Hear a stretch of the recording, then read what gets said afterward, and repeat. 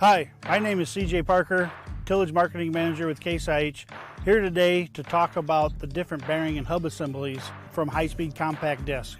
You can see here with the John Deere Norwood hub assembly using the ball bearings. Over here we have the Kinze and Degelman hub assembly.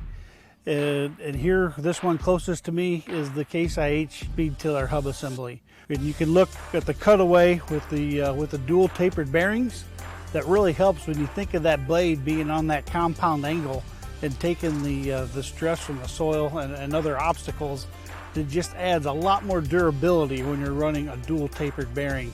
When you look at the hub assembly and the bearing on the Case IH Speed Tiller, the components inside the hub assembly are serviceable.